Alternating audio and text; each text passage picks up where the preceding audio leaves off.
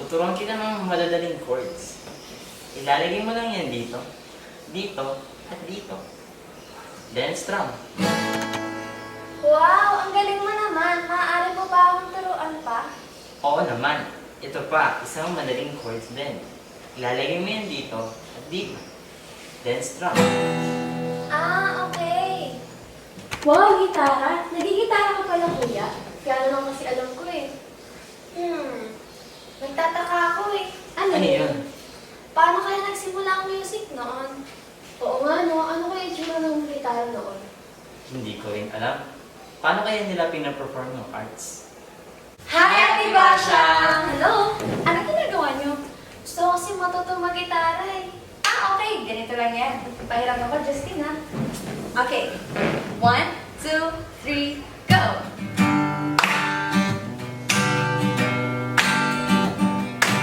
Ate! Ano inisip kasi kami? Ah, okay. Paano kaya nagsimula ang music noon? At ano kaya ang performing arts noon? Alam mo ba? Alamin natin. Maano mo ba po ang aking mahiwagang libro, Carla?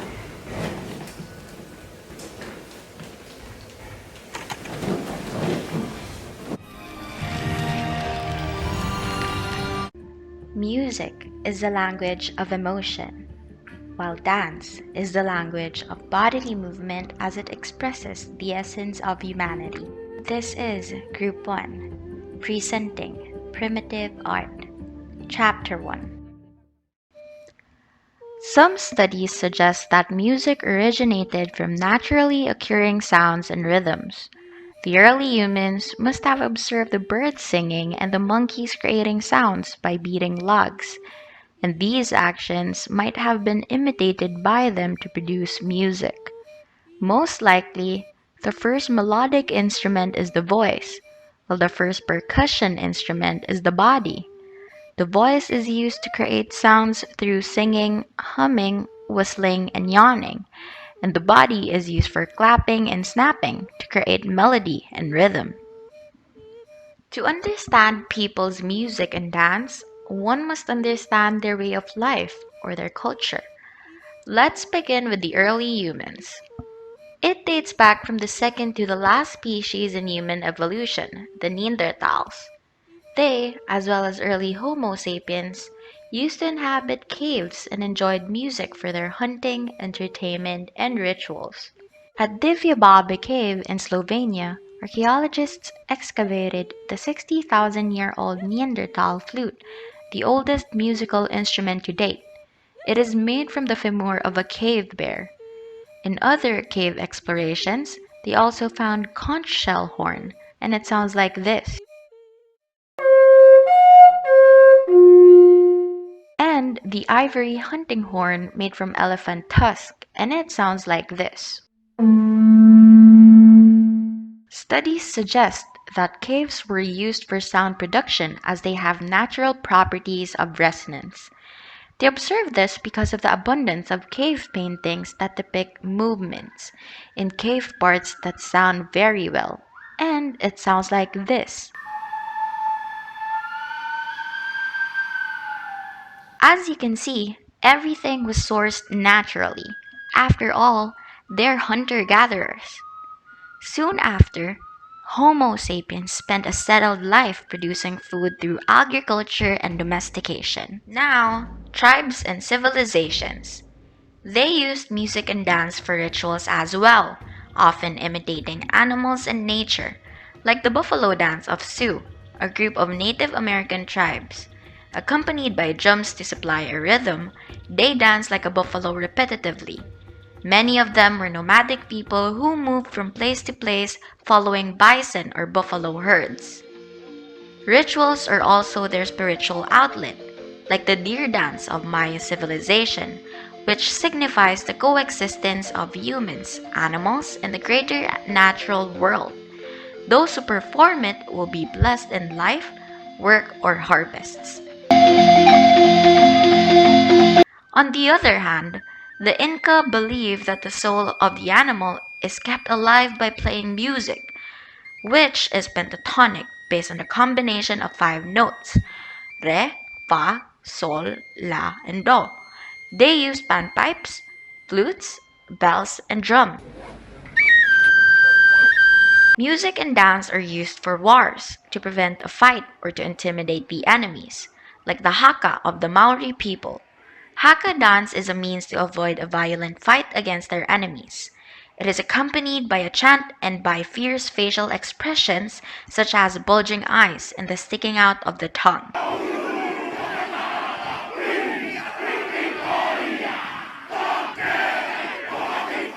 Music and dance also serve as a morale boost for hunters, like the Hindu of the Babanzele Pygmies from Central Africa.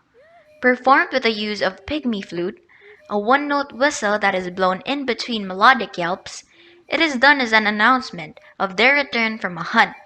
In their culture, music and casual performances take place during many of the day's events.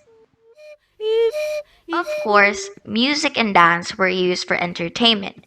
They help release stress from everyday life and promote socialization within tribes or communities. This is the Hiwilatole, an Aztec dance, a way to honor ancestors or elders and to celebrate life. They use hiwechum to produce a rhythm. In the Aztec culture, music and dance were used for historic communication, delivering information, and for creating a national identity. The repertoire for these purposes were devotional chants, established calendarized chants, and new chants for historic and military feats as well as religious rites and feasts. No longer exist. Who are we? In summary, music and dance played an important role in the lives of the primitive people. That even musical instruments carry symbolic significance. If you observe, their music and dance were simple and repetitive, much like their lives. Music rarely has harmony, but it's for sure full of rhythm and melody, while dance was a direct reflection of their beliefs and practices, which sometimes accompanied by chants. This is the start of innovation in music and dance.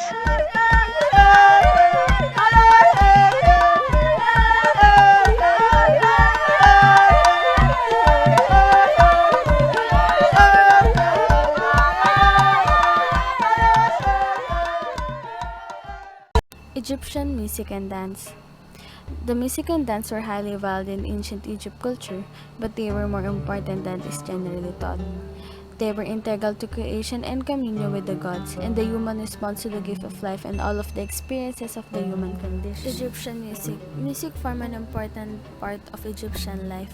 Musicians occupied a variety of positions in Egyptian society.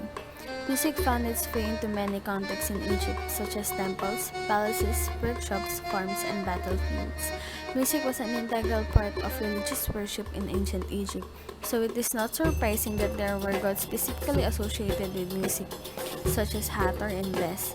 Both were also associated with dance, fertility, and childbirth. The earliest material and representational evidence of Egyptian musical instruments dates to the pre-dynastic period, but the evidence is more securely attested in the Old Kingdom, when harps, flutes, and double clarinets were played. Percussion instruments such as lyres and lutes were added to orchestras by the Middle Kingdom. Cymbals frequently accompanied by music and dance, much as they still do in Egypt today.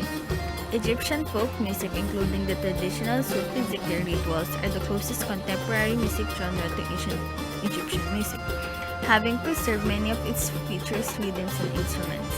So the Egyptian dance. All of these dances has a purpose. They were thought to elevate the spirit of the dancer and the audience of spectators or participants.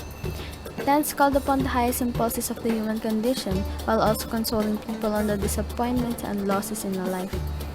Dance is once elevated and informed not only in one's present circumstances but the universal meaning of triumph and suffering. The dance Abel show is called the Baladi dance. The Baladi dance is a traditional dance of Egypt. Baladi means of the country, and it is a style of Egyptian dance from the early 20th century, which is still very popular today. It came about when farmers moved to the city and began dancing in small spaces. Baladi is the most common style of dance in Egypt today, and it is used to dance to all sorts of music, including Western pop and Algil. Women dance this style at haflas, weddings, at home, and in clubs. It is seen on TV and in the theater. What is good in the Beladi dance is it brings women together. The dance can also be flirtatious and celebratory as well as emotional. And in weddings, some people who never dance, the happiness in their hearts makes them stand up and dance a Beladi dance. The Beladi style of dance movements are earthly and grounded, with simple step patterns, mostly in flat feet. The arms are generally held by the side with elbows slightly bent rather than flowing around. Remember, when dancing the Beladi dance, in order for you to move a part of your body in one direction, first move it in the opposite direction. If you are trying to do a hip drop, first lift that hip slightly to the drop. This gives you the space of your knee to create the movement, which will help you create a bigger, fuller, and more juicy movement. For the music style of the Beladi dance, it is a common style of Beladi music called Beladi Takism or Beladi progression. It usually flows a loose pattern in which a melodic instrument such as an accordion, saxophone, and flows as a primary instrument, while the tabla or drums gives a steady rhythm in the background. Lastly, the Beladi dance is a way to express oneself. It is served as a workout regimen. It is a part of a spiritual or meditative practice. It also offers opportunities to make friends and connect with others and bring joy.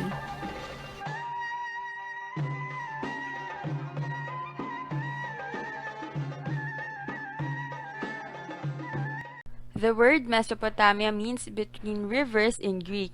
It is the home to the ancient civilizations of Sumer, Assyria, and Babylonia. Pictorial representations of musical instruments, singers, religious and magic rituals, dancers, acrobats, and sporting events likewise testify to the importance of music in these ancient societies. The tunes played an important part in rituals in Mesopotamian societies, from funerals to lullabies.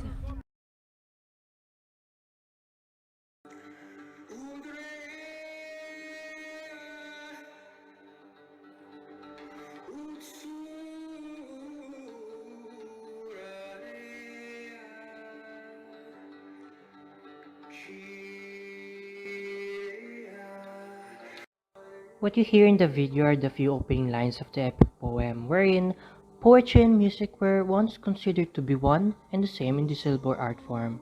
The Epic of Gilgamesh is the earliest known great work of literature.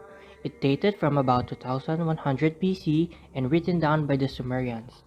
It is written and admired not only for its aesthetic qualities, but only for its historical significance. How did the Epic of Gilgamesh started? The story follows the exploits of Gilgamesh, who is the king endowed with great-like powers. He fights horrific creatures he meets along the way in his search for the secret of everlasting life in the novel. The gods blessed him with bravery, courage, and beauty, and he became the greatest and most powerful king in the history. Wherein in no account of Gilgamesh's miraculous birth or childhood legends, it is divided loosely related episodes that covers the most of the significant events and the heroes of life. In the first few lines, it mentions about ancient times. Its melody was sober as if a great disaster had struck before they arrived at their current location. It tells a sad tale about the Earth's beginnings and what a humanity had to go through in those early days. The music gives us what an ancient Sumerian music may have sounded like, that one can close their eyes and imagine an ancient time when the sky and the earth first split, and the heroes scoured the globe in search for the first adventures. So in the video, Gishgudi is a long net flute with 3 strings. So the Gishgudi is a Sumerian flute, although the instrument is similar to other long neck flutes still in use today, like the tar, the setar, and the zaz. The modern instruments are few low tension and struck with the fine line wire. The long neck flutes of the past, such as the Egyptian nefer, were strung with gut and had a slightly different tone.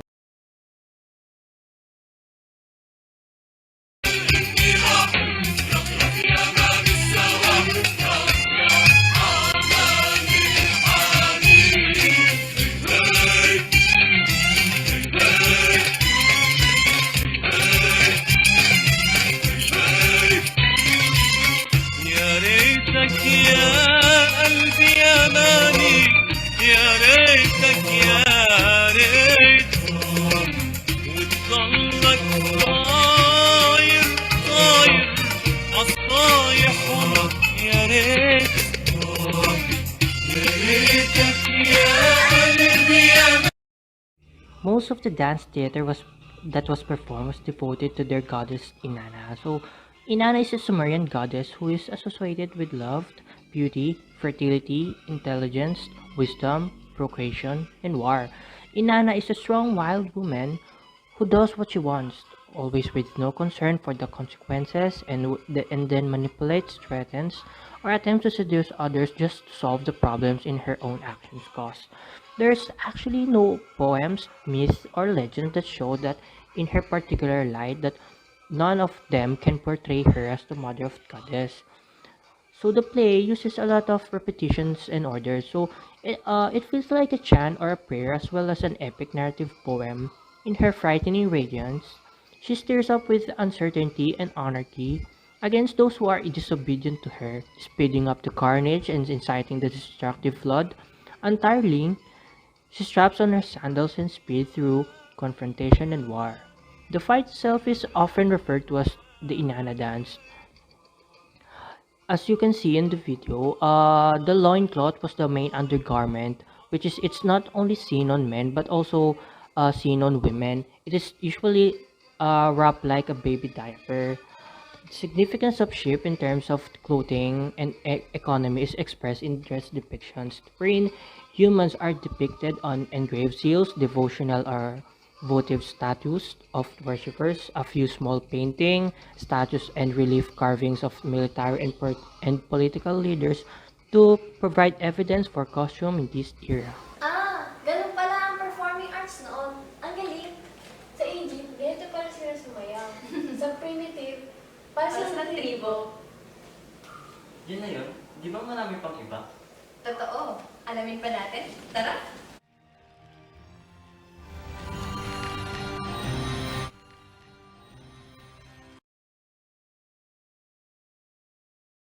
Assyrian folk music encompasses the traditional musical heritage of the Assyrian or Syriac people, who are indigenous to the upper Mesopotamian region, roughly corresponding to ancient Assyria. Assyrian traditional music traces its roots to ancient Mesopotamian music, developing alongside the Syriac chant. Assyrian folk or pop music, also known as Assyrian folk music, Assyrian pop music, or Syriac music, is the traditional musical style of the Assyrian people that includes a broad range of stylistic varieties, which would also encompass fusions of Western genres such as pop, electronic, Latin, jazz, and or classical music. With the melodic basis of Assyrian folk, Assyrian music is a blend of traditional folk music and Western modern music genres, namely pop. One of Assyrian music's form is the rawe, a mainly love song with a storytale structure which may include about daily life, suffering and pain, said to be the oldest traditional Assyrian form of songs and the most difficult to sing given its many ranges of octaves. أيوة سقسي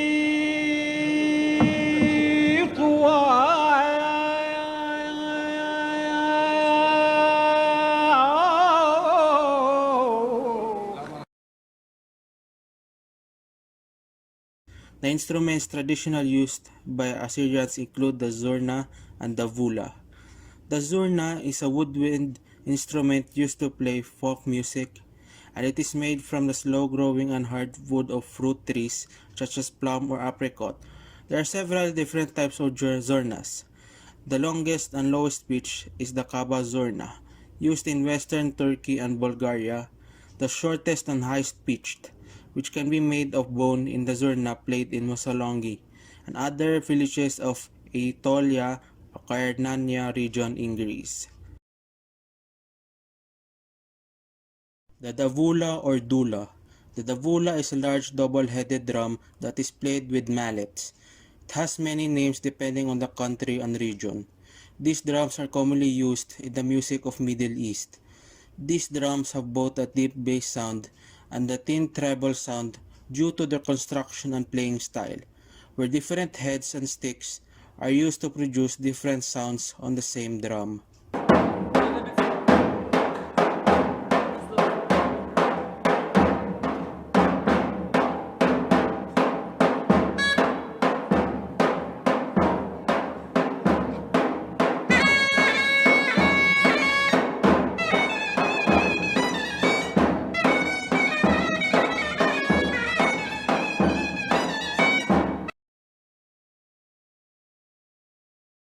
Assyrian folk dances are sets of dances that are performed throughout the world by Assyrians, mostly on occasions such as weddings, community parties, and other jubilant events.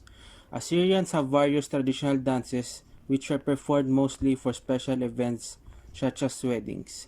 Assyrian dance is a mixture of both ancient indigenous and common Near Eastern elements. Assyrian folk dances are largely made up of circle dances that are performed in a line. The most common form of Assyrian folk dance is kiga, which are commonly danced as the bride and groom are greeted into the wedding reception.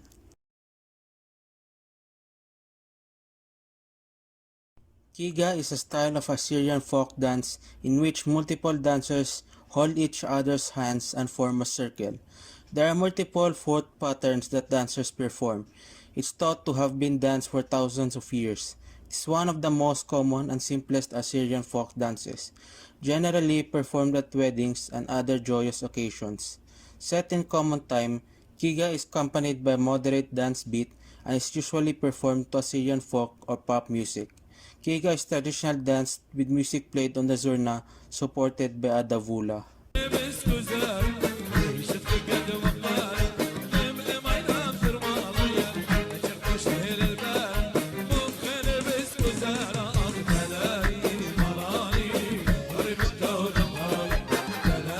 As with most Assyrian folk dances, Kiga assumes an open circular shape. In a restricted floor space, the dance tends to wind over the room and assumes spiral, circular, and curvy shapes.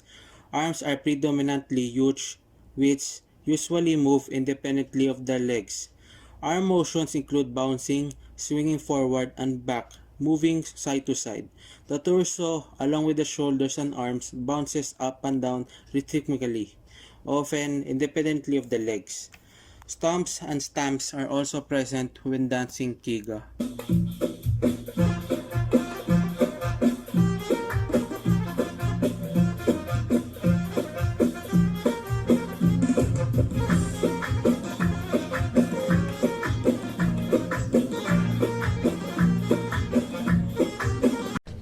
Old Babylonian music was diatonic and based on 7 heptachords corresponding to the first 7 tones of the ancient Greek octave species. A lot of Babylonian poems and parts of writings were sung and chanted. The ancient Babylonian songs and hymns, most of which were sung in various rituals ranging from religious festivals to funerals. Given their huge role of mothering and parenting in the history of both singing and language, some of the earliest known examples of singing songs come from the lullabies. Frightening themes were typical of lullabies of the era because of the relationship in the ancient world between the world of humans and those of the gods. Gilgamesh, lament for Enkidu, came from the Epic of Gilgamesh, which were sung. The translation begins in the 8th tablet of the epic when Gilgamesh is mourning the death of his friend Enkidu. The first 41 lines of this tablet list the people, places, and objects whom Gilgamesh exhorts to mourn Enkidu. He lists them in order of increasing intimacy, first strangers, then friends, parents, and finally Gilgamesh himself. Gilgamesh is completely devastated by the death of his friend Enkidu. He proclaims his grief, and the entire speech that follows overflows with images of nature and animals. Gilgamesh addresses his friend and asks for rivers, men, animals, farmers, herders, gods, harlots, all mourn for his death. He covers over his friend's face like a bride as he paces around. He then summons blacksmith, lapidary, coppersmith, goldsmith, and jeweler from the land to fashion a statue of Enkidu to honor his deeds and celebrate his fame. Instruments: Persian sitar, the closest instruments to the ancient three-stringed lutes that is still in existence today. A lute can refer to any plucked-string instrument with a neck which can be long or short, and a deep round back enclosing a hollow cavity which usually has an opening to allow sound to escape. It is typically made from wood, which can be played fretted or unfretted with the strings open. Having instruments such as violins, guitars, mandolins, and banjos as its modern descendants. Other instrument used was a pair of reed pipes which are played together. They have a sound similar to the modern duduk, and like the duduk, the shanai, and the Australian didgeridoo.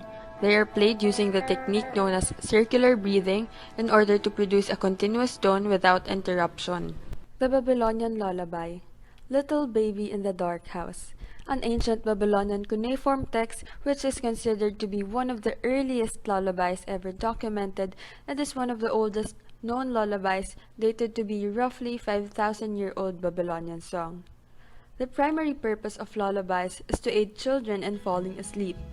They are sometimes called cradle songs because the use of the cradle while singing these melodies is intended to be associated with bedtime or nap time. Mothers sing to their infants, rocking and touching, provided the baby with a sense of calmness and security. Lullabies are highly repetitive in terms of their individual sounds, words, verbal and melodic phrases, and rhythms. Mothers use higher pitch and slower tempo than normal. Both characteristics are generally associated with happiness or affection and bring about higher responsiveness from the infant. Vocal modifications of infant-directed singing are not limited to women and children, but are also present in fathers singing. Lullabies were used as magical charms meant to protect sleeping babies.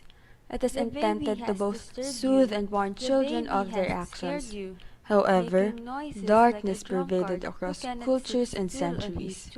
The ancient Mesopotamians appealed to some gods to quiet babies out of fear that other gods would turn their wrath on the infants for their noisy tears. It was argued that Mesopotamian magicians adopted these ancient lullabies, wrote them down, and sold them to parents who could afford to pay.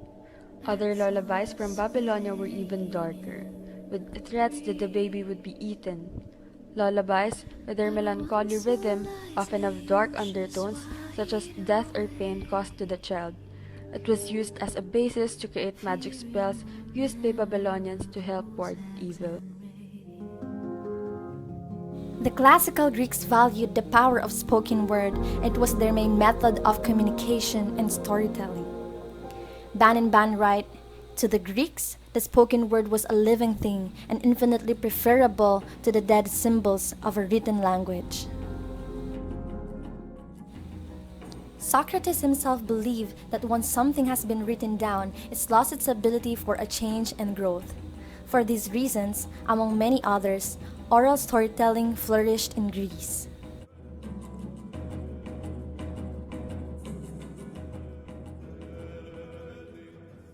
The Antiquity decided that there were 4 really classical Greek playwrights. There were 3 tragedians and 1 is comic poet Aristophanes, and the 3 tragedians were called Aeschylus, Sophocles, and Euripides. They all worked to produce their great plays in the 5th century before Jesus Christ.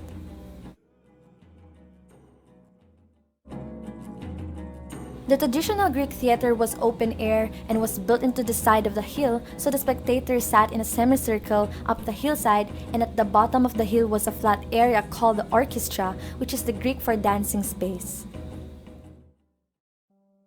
The theater of ancient Greece flourished between 550 BC and 220 BC. A festival honoring the god of Dionysus was held in Athens, out of which 3 dramatic genres emerged: the tragedy, comedy, and the satyr play. In comedy plays, they wear the masks that are quite ugly, and the characters are quite low-dress, and it's comedy. It's funny. Then there's tragedy, where the characters are very beautiful. Usually, the masks as we see them on the painted vases are exquisitely and lovely to look at. The satyr plays, on the other hand, was a mythical beast, half man and half ghost, and these are very rude comedy plays.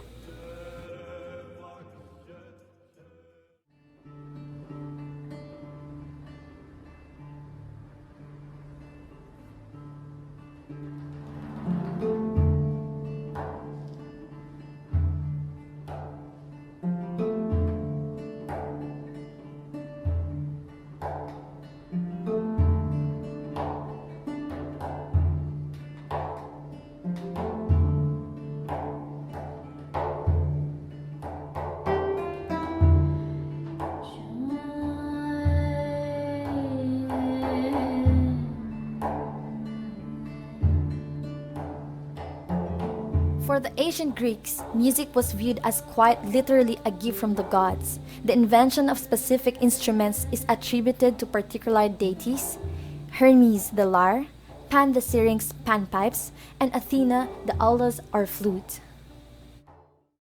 In string instruments, the Greek lyre is usually made of tortoise shell that is 3 to 12 strings and distantly related to a harp, while the kithara is a 7 to 9 strings made of solid wood and similar to modern violin and usually played by professionals.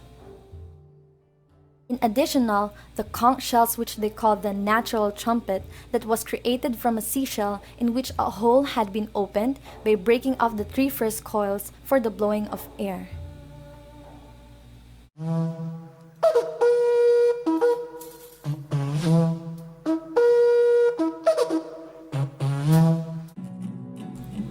In ancient Greece, dance had a significant presence in everyday life. The Greeks not only danced on many different occasions, but they also recognized several non-performative activities such as ball playing or rhythmic physical exercise as dance. In fact, dancing to the ancient Greece seemed like a natural response of the body, mind, and soul to music. Music, the umbrella term which covers all categories of the performing arts, making music, dancing, singing, and recitation. There is a wide range of evidence that suggests dancing was practiced as an independent skill.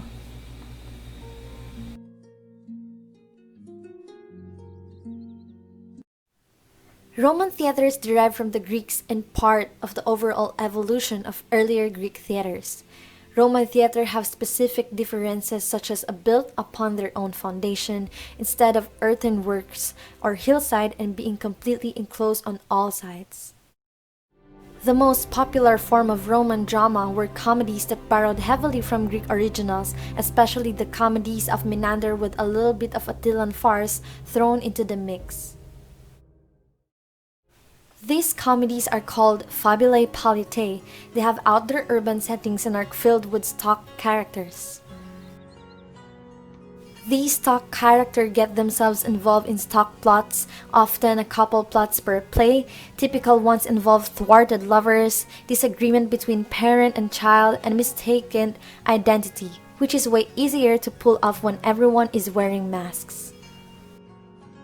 There are lots of great practitioners of Roman comedy, and one of them is Titus Maccius Plautus, a 1st century BCE scholar determined that 20 plays are definitely his, and all 20 survived. Plautus' plays are rambunctious comedies and about middle-class people and their slaves. He was a big influence on medieval and Renaissance writers. The other major comic playwright was Publius Terentius Afer, aka Terence, possibly the first playwright of color. Terence wrote 6 plays which borrowed heavily from Menander. Cicero even called him a pint-sized Menander. His style is more sophisticated than Plautus's.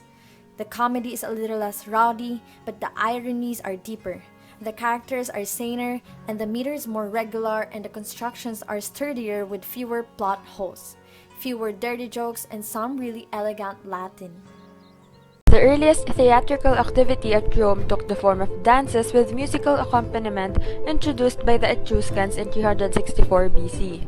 Plays were often presented during public festivals and were performed using temporary wooden structures which had to be displaced and dismantled for days at a time. Beginning with early performances, actors were denied the same political and civic rights that were afforded to ordinary Roman citizens because of the low social status of actors. Dancers from Etruria, who dances to the tunes provided by a tibia player, performed refined dances in the Etruscan manner without singing or imitating any specific action. Professional actors got the name histriones because hister is the Etruscan name for a dancer. Paintings found have also pointed out that in Etruscan theaters, there were curtained-off boxes that the wealthy would watch plays from. There are 2 genres in the Roman theater, which are tragedy and comedy. After the 2nd century BC, the composition of both tragedy and comedy declined at Rome, which the most popular forms of theatrical entertainment were mime and pantomime during the imperial period. The principal occasions for dramatic spectacles in the Roman world were yearly religious festivals or ludi, organized by elected magistrates and funded from the state treasury. Temple dedications, military triumphs, and aristocratic funerals also provided opportunities for scenic performances. Mime was a genre that incorporated adventure, unrestrained sexual tones, and violence. Female roles were typically played by men, but in the genre, females actually played the roles of female characters. Females would wear heavy makeup instead of masks. Pantomime was a sophisticated version out of two genres. In this type of musical comedy, there was one main actor who took on many roles. This central actor was referred to as the pantomimus. The actor would portray the roles using different masks. There were supporting people in the play who danced, sang, and were musicians. The actors in this genre would mime the action of the story, but most of the story was done by one person. This was usually based on a mythological character. There were also music and choruses incorporated in this genre of theater.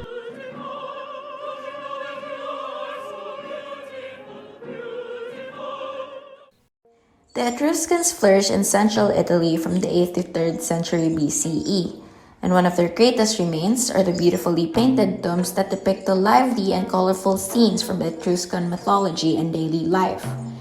Romans absorbed the civilization, but music continues to be their artistic means of expression. It had its origin in the Greek culture, hence their similarities. Music was used on various occasions such as gladiator fights, military parades, and religious events.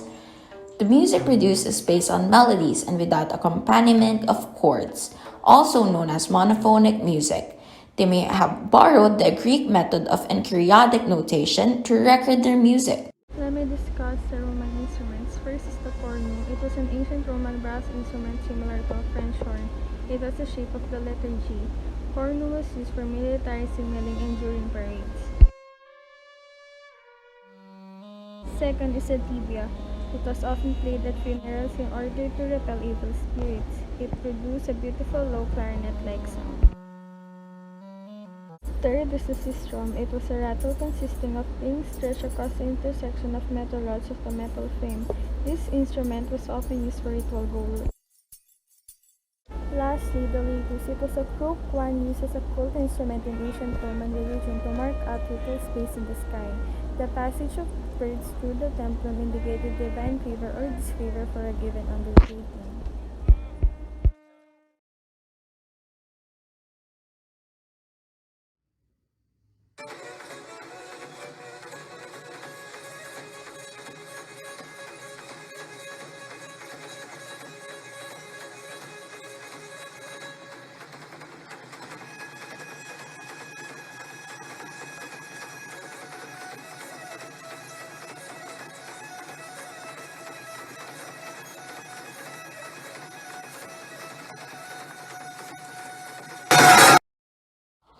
Dancing was regarded as a type of entertainment in ancient Rome. Dance, like so many other aspects in ancient Rome, was inspired by the Greeks. Dancing was regarded as a means of entertainment, and anyone who was talented at it, particularly good at it, was considered tainted by the Romans who looked down onto them. Julius Caesar also brought the Pyrrhic dance to Rome, where it was performed by the children of Asia and Bithynia leading men. Pyrrhic dance was a type of dramatic ballet performed by male and female dancers during the Roman imperial times. It depicted mythological subjects much like Roman pantomime and was often based on the Dionysiac legend. The Pyrrhic dance was occasionally performed in the amphitheater by criminals who had been especially trained for the occasions. Pyrrhic dance was performed in a variety of forms at different times and in different countries, and it was not limited to the Doric states that Plato explained it as a describing the way missiles and weapons blows were avoided, as well as the mode in which the enemy was struck by rapid movements. It was most likely not used as a form of war training in non-Doric states, but rather a mimetic dance. The warriors are depicted wearing helmets, short tunics, spear and shields, and depicted of mountain dances. Three statistics of make up in this representation of four groups: the mountain warriors wearing upper rizoma over the short tunics. In the funeral processions, armed dancers are also portrayed, all of this connected to many depictions of warriors dancing to the accompaniment of formings on late geometric vases. Dances in ancient Roman were described in recovered text and have been pictured in Roman art. They seem to have been performed mostly for entertainment purposes. Often, the focus was on different elements, such as comedy, love, or even fear. In the countryside of the Roman Empire, people danced for their own entertainment. Wealthy Romans did not partake in dancing themselves. Instead, they would hire dancers to perform as party entertainment for them. One of Roman dance examples is Bacchanal dance. This form of dance was dedicated to the god of wine known as Dionysus, Bacchus, or Labor. As his rites of revelry grew in popularity and practice throughout the empire. It was performed at entertainments in Rome as well as in Greece by courtesans, many of whom were of a lascivious nature, with the male dancer representing Bacchanals or himself Bacchus. And bas-reliefs showing the Dionysian rituals celebrating the wine festivals. The head is tossed back in ecstasy, the chest is raised in an arch, the arms thrust a thyrsus into the ground to shake the rattle on top. The back leg is lifted with bent knee. Each step thrust connects and disconnects from the earth. Wow! Ganun pala ang itsura ng gitara noon. Hindi katulad ng aking gitara. Magkaiba sila ng wangis. Totoo. Oo, ganun pala ang siya nila noon. Sumasaya pala sila para sa kanilang Diyos. Tama? Paano naman sa Asian arts tulad ng Chinese, Indian, Japanese, and Korean? Ako din. Gusto ko rin talaga malaman sa Asian arts. Tara, alamin natin.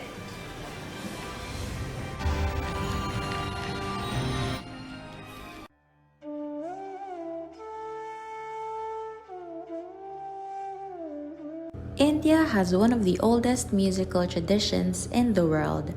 Classical Indian music evolved from the Vedas, a collection of hymns composed in archaic Sanskrit by Indo-Aryan people. Indian music and dance are proved to be existing during the prehistoric times, based on the rock paintings that are seen in Bhimbetka rock shelters in India. Musical instruments dating to the prehistoric period like Ravinahata, small terracotta figures of harp and varieties of drum, and the bronze statue of a dancing girl which represents a class of temple dancers have been recovered from the Indus Valley Civilization archaeological sites. The ancient Indians believed in the divine origin of music, that the purest form of sound was considered equal to cosmic energy. As a result, music and religion were always closely intertwined. The Rig Veda and the Samaveda are the two main sources of many musical forms in ancient India. Classical Indian music blends rhythm, harmony, and melody in a subtle and intricate way. It is largely improvised, but is done so within very strictly defined boundaries. Love, humor, pathos, anger, heroism, terror, disgust, wonder, and serenity are the Navarasas, or 9 basic emotions which are fundamental to all Indian aesthetics. For them, music is a form of meditation, concentration, and worship. As for music traditions, they have 2. The Carnatic music, which is characterized by a variety of accompanying instruments including traditional South India instrument, the veena, dasvaram, flute, and tawil, and Western instruments like violin and saxophone, and the Hindustani, the music style of northern Indian regions. Improvisation is extremely important in this music style, and each school has developed its own techniques. Other Indian main instruments are the Gotu Vadyam, harmonium, Venu, Kahatam, and Kanjiri.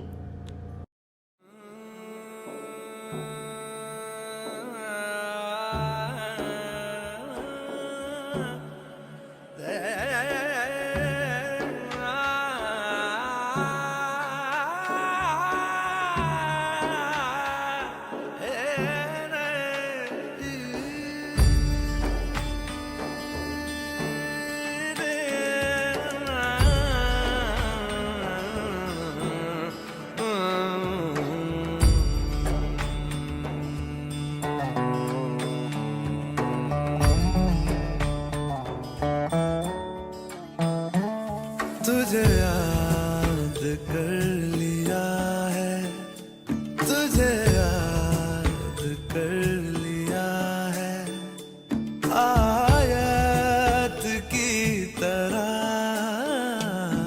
कायम तू हो गई है, कायम तू हो गई है, रिवायत की तरह तुझे याद कर लिया है, मरने तलक रहेगी, मरने तलक रहेगी, तू आदत की तरह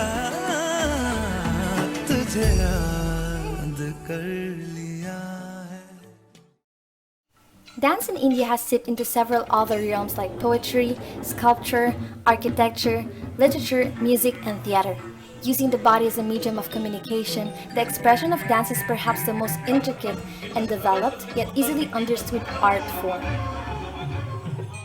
There are four types of Indian classical dance, and first is Bharatnatyam.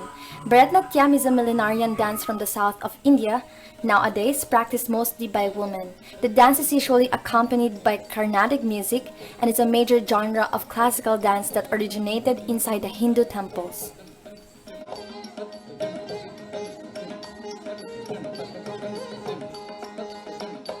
Next is a Kathak, that means story in Sanskrit. It's a traditional dance of Kathakars, the traveling bards of ancient northern India. The dance evolved incorporating stories of Krishna and integrated the Persian arts to meet the taste of a Mughal court. Kuchipudi, on the other hand, is originated in the state of Andhra Pradesh. It is connected to the traveling bards and spiritual beliefs. Historically, its dancers have always been males, typically the Brahmins, but today there are also female dancers.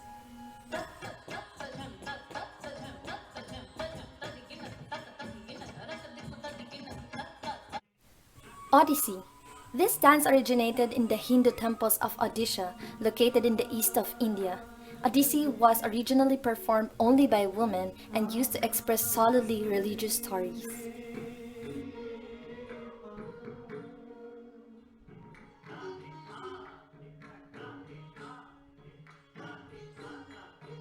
And last is Manipuri. This dance, also known as Jagoi, is particularly known as Vaishnavism themes for being a team performance and for its unique costumes such as the kumil, a barrel-shaped skirt. Bharatnatyam has always been a solo dance that expresses.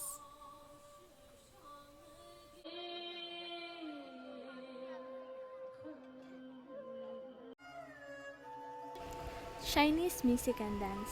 The Chinese dance is a form of performing arts. It involves rhythmic body movements combined with music and costumes. It refers to a series of different dance genres that have evolved throughout the centuries. Each region and ethnic groups has unique dances and traditions. The first dances probably originated as religious rituals meant for bringing abundant fishing, good harvest, or even for exorcising evil spirits.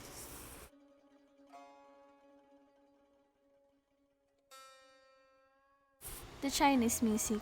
The art form of organized vocal and instrumental sounds that developed in China. It is one of the oldest and most highly developed of all known musical systems.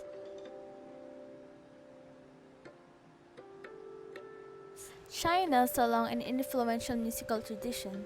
Over the centuries, musicians developed various styles of music and invented or adopted many types of instruments. The background music I am playing now is called The High Mountains and Flowing Water. It is one of the examples of Chinese music. So the tune is originally has two separate compositions. Both were based on the legendary friendship between Gu Qin Master Yu Boya and Zhong Ziqi. The music High Mountains and Flowing Water represents cherished friendship in traditional Chinese culture. It's one of the most historically famous Chinese musical compositions. High Mountains and Flowing Water describes the fertility, decency, and nobleness of the mountains, and the harmony between the flowing water and the high mountains. It evokes scenery of a fresh spring cheerfully flowing down the high mountains while the surf is flowing up mischievously. Although the piece usually performed today is not the same one that you played almost 3,000 years ago, it conveys the same idea, the magnificence of the high mountains and the power of the moving water.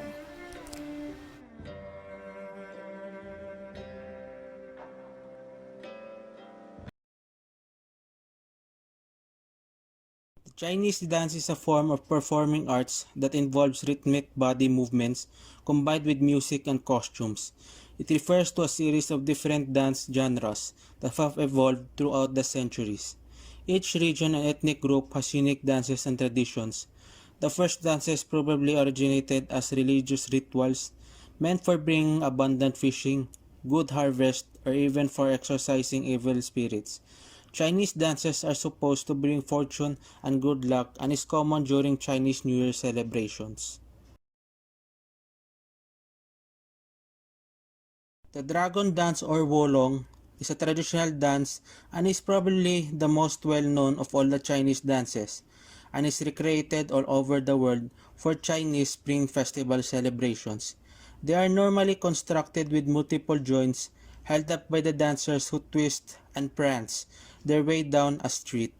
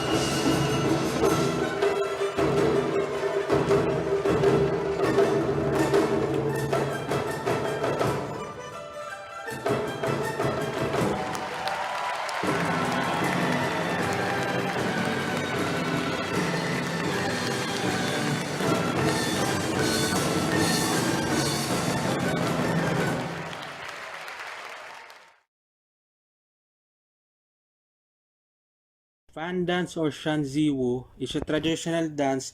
Fans are certainly not unique to China, but they play an important role in Chinese traditional dance. As an extension of the hand, they are used to accentuate a dancer's movements and symbolize grace and beauty. Civilian fan dances are for entertainment, whereas the military traditionally use them in training exercises.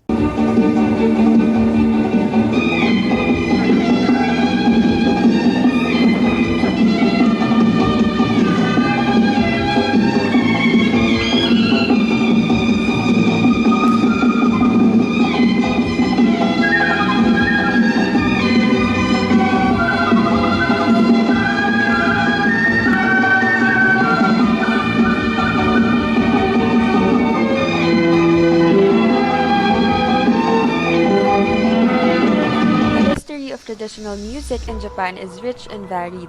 Historically, Japanese folk music was strongly influenced by music from China, but over the years were reshaped into distinctive styles of expression. Traditional Japanese music usually refers to Japan's historical folk music. Two forms are recognized as the oldest forms, shomyo or Buddhist chanting and gagaku or theatrical court music. Shomyo is a ritual music sung in a Buddhist ceremony by a group of Buddhist monks. The word shomyo combines the characters for voice and wisdom. It was only heard in temples as monks chanted the Buddhist scriptures in chorus as a form of meditation. Most early chant notations used neumes, squiggle-like signs that served primarily as memory aids with which an initiate could recall the details of a given melody. The most influential system was the so-called Go-in Hakase, attributed to Kakui of the Shingon sect. Under that method, the 5 notes of each of 3 octaves of a pentatonic scale were indicated by the angle of a short line, rather like the hands in a clock. Monks harmonize and synchronize by listening to each other, having no certain pitch or tone and not exactly perfect. The natural way to learn the tempo and rhythm is simply by lots of repeated chanting. There is a set tempo for each chant, and Tandai Shomyo use the tuning flute of anything to get exact pitch to start chanting, while Shingon doesn't need to get exact pitch. Even if it is the same chant, the tone of expression will be changed depending on whether it is for an invocational prayer service or a funeral. Gagaku, on the other hand, is the oldest of Japan's musical traditions and includes dances and songs in 2 styles: Keigaku, which is instrumental music, and Seigaku, a form of vocal music. Gagaku consists primarily of music by wind and string instruments accompanied by percussion. Nasal hichiriki and the harmonica-like sho are only used in Gagaku. It was mostly developed at the court of the upper-class people and powerful nobles. This form of music gained significant popularity during the Heian period. Gagaku that originated from China is known as Togaku, and the one that has its roots in Korea is known as Komagaku. Both these forms of traditional music use the orchestra and do not have any vocals in it. This music is usually performed in the temples and also for the court ceremonies.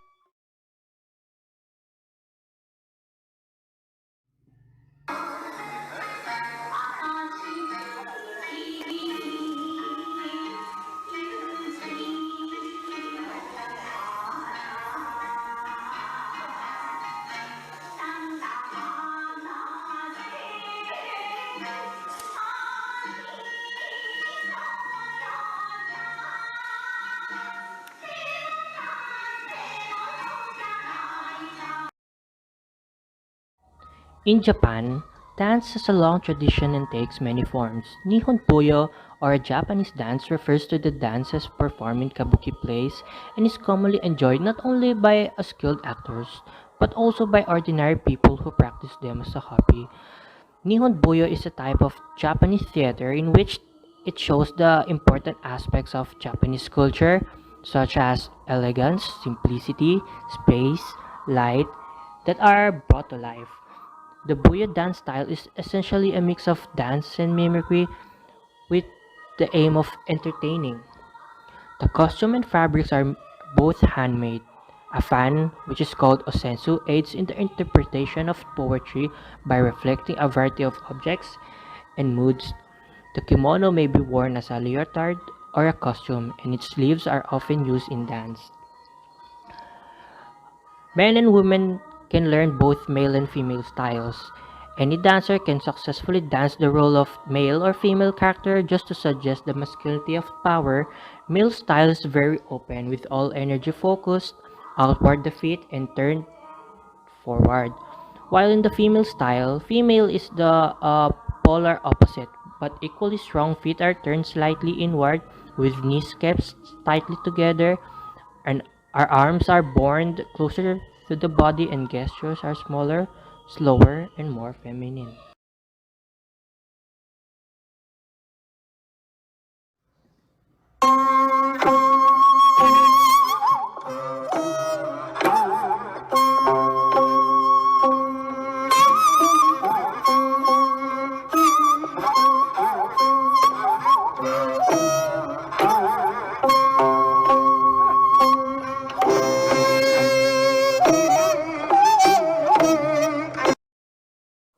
Sanjo is a solo instrumental folk art music that consists of a series of similar movements called jangdan that are based on various rhythmic cycles. When Sanjo is performed, as in many other Korean music genres have a steady beat, Sanjo is a Sino-Korean term that means scattered melody in Korean vernacular. It refers to a loosely arranged improvisational melody While this gives some insight into the essence of the sanjo, it does not just justify its music complexity, but sanjo is correctly done in a rigid, ordered, fixed shape. As a result, musicians often perform a condensed version in which melodies are selected from a longer version to suit the time frame of a performance, which can range from about 5 to 20 minutes. Jangdan is a series of rhythmic patterns. It is the most important feature of Korean music, including sanjo. In Korean music, the word jangdan refers to a rhythmic pattern, but it may also refer to as beat, speed, meter, accent, particular drumming techniques, or the name of a dance. The melody and the rhythm of the most Korean music genres are determined by the jangdan. The, the Django plays the jangdan while doing the sanjo, and it's used on the special occasions. Sanjo is made up of three simple rhythmic sets: the Jinyangyo, Jungmori, and the Jahin Mori. Sinawi. Sinawi is an instrumental music form used in shaman ceremonies to accompany dancing and to help bring the shaman to a higher state of consciousness. The music is highly improvisational and the instruments weave together a thick layer of melodies played over the rhythms of a jango. Sinawi also influenced the development of both Pansori and Sanjo music forms. The Sinawi is an improvisational genre of a Korean folk music that originated in the southwestern regions of South Korea. It serves as a musical accompaniment to Korean shamanic rituals. It is performed in small ensembles, traditionally composed of Haegum and Daejum flutes, and Jango and Bok drums. In more recent times, the instrumentation has expanded to Korean string instruments such as Gayagayum and Gayomungo. Pansori emerged as a musical art form that yielded a greater tendency toward free artistic expression. Because Pansori sympathized with the struggles of the everyman, it is often compared to the blues movement in America.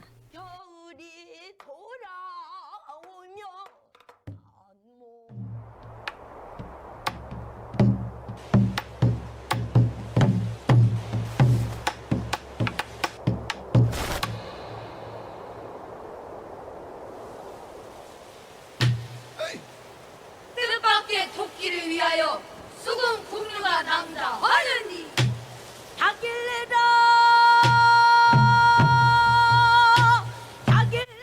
Pansori is an epic narrative song from unique to Korean music culture.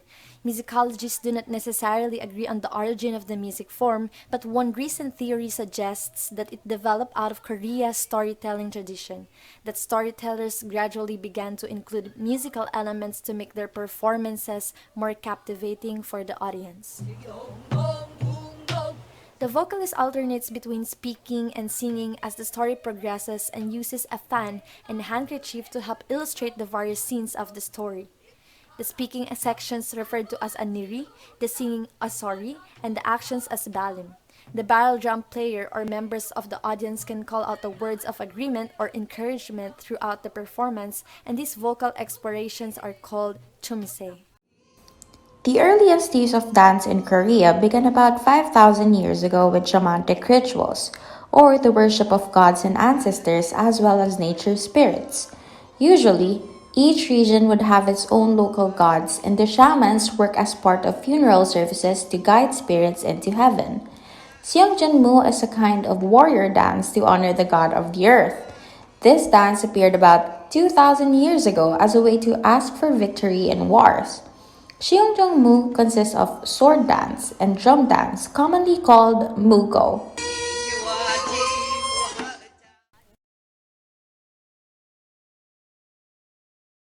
There are several important intangibles when it comes to Korean dance. Several dances have been designated as important intangible cultural properties of Korea. This classification, originating in 1964, allocates funds and other resources to teach the dances in universities and other schools, as well as to spread the dance culture throughout the world. Traveling groups such as the National Dance Company of Korea bring both traditional dances and modern interpretations all over the world. At the same time, community groups and local schools such as the Korean Dance Academy in Los Angeles enable anyone, regardless of heritage, to learn to appreciate and perform the various traditional dances.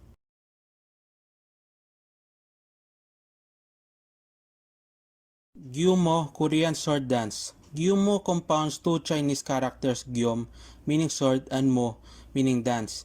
That name applies to the basic forms of the dance. Wangchang Mu refers to the story of the origin of the sword dance. Jinjong Gyumo refers to the royal court version of the dance. Gyumo refers to a traditional sword dance practiced in Korea. Korean folk dancers perform Gyumo with special costumes, dance motions, and music. The dance has earned a reputation of beauty and grace in performance. The dancers place special emphasis on the movement of the costumes, notably the sleeves, in harmony with the dance movements. The symbolic use of the kal, a replica sword, keeps to the militaristic origins of the dance. Gyumho has become a dance of great beauty, awarded the distinction as Intangible Cultural Treasure number 12 by the Republic of Korea.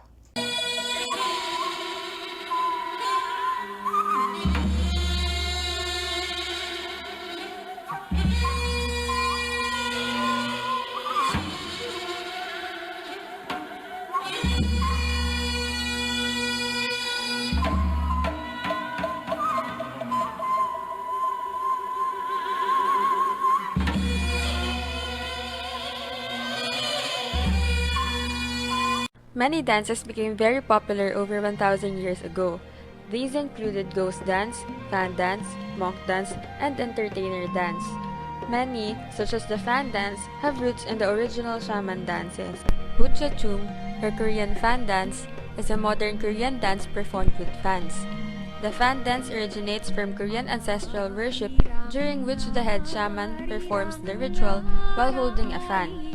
The dance is most often performed by women in groups, as the choreography and layering technique of the fans produce floral patterns that are described to be elegant and entrancing. This dance is a part of the ancient Korean culture and tradition and is continued to be performed during celebration, festivals, and traditional Korean holidays.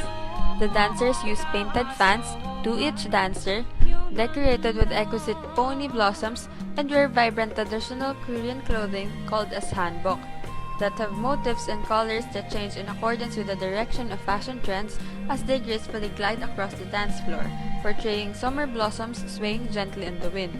The butchachum is usually danced to minyo, a folk song, or sanjo, an instrumental solo accompaniment, though court and ritual music is often used as well. The uniqueness and characteristic of this dance movement expresses the beauty of nature when the dancers form a circular formation and use the fan, forming a bumpy movement, forming a flying butterfly, and cascade of flowers in the wind make this dance movement very beautiful. This dance is more elegant with traditional costumes and headdresses resemble the crown of each dancer's head. This butchachum dance combines visual arts and elegance. Grabe pala talaga sa Asian arts. Kakaiba ang kanilang performing. Lalo na sa Indian. Ang ganda ng costume nila at ang ganda ng choreography. Chinese naman, ang haba ng kanilang kasuotan at may makeup sila dito puti. Parang sa Japanese, yun nga lang, mapula yung mata nila dito. Tama. Pareho man sila ng makeup, ngunit more on hand swings cut naman sila. Doon sila nagkalaman. Mas maganda pa rin sa Chinese. Ops, tama na yan. Kung ikumpara naman natin sa Korean, maganda rin mga decorations nila kasi meron silang mga tela, pamaypay, at maganda rin ang choreography nila. Tama. Ngayon, naintindihan nila. At maganda at mabuti kung pahalagahan natin ito tulad ng pagpapahalaga natin sa ating kulturang bansa at dahil naging parte na rin ito ng ating mundo. Kayo, sana ay marami kayong natutunan at sa aming munting kwento ay naintindihan ninyo kung paano ba nagsimula ang performing arts noon. Muli, ako si Ate Basyang at nagsasabing mag-ingat at paalam.